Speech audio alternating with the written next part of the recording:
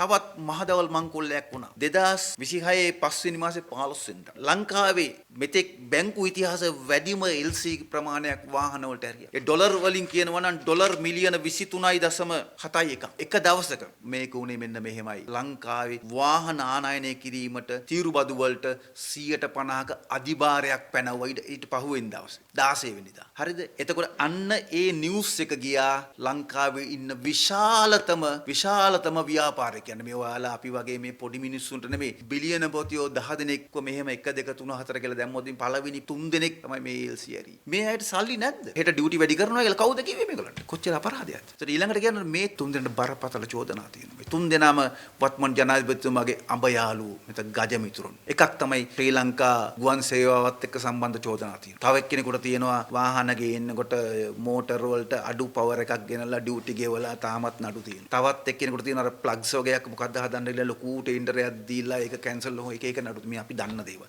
ඉතින් එහෙ අයට තමයි මේක දුන්නේ. මේක තමයි ලංකා ඉතිහාසයේ වාහන ආයනයේ මෙතෙක් වෙච්ච බරපතලම වංචාව. කවුද මේගොල්ලන්ට කිව්වේ? මුදල් ඇමතිතුමාම කියනවා බද්දට පෙර LC ඇරියේ 1782ක් කියලා. දැන් මම ඉස්සෙල්ලා හව බැංකුවෙන් සාමාන්‍යයෙන් බැංකුවේ LC එකක් එමෙතන ණයවර ලිපියක් අරිනවා නම් 1:45ට කලින් අරින්න ඕනේ. මෙදා පැය 24 මැරලා තමයි LC ඇරියේ. ලංකා ඉතිහාසයේ. ඉතින් මේවටද මේ ආණ්ඩුවක් ගෙනාවේ ජනතාව. අනිත් මේ පොඩි මිනිස්සුද? නෑ. ලංකාවේ ඉන්න පළවෙනි බිලියන පොතියෝ 5 දෙනාගෙන් 3 දෙනෙක් මෙතන ඉන්නවා. එතකොට එවන් තත්වයක් තමයි තිබුණේ.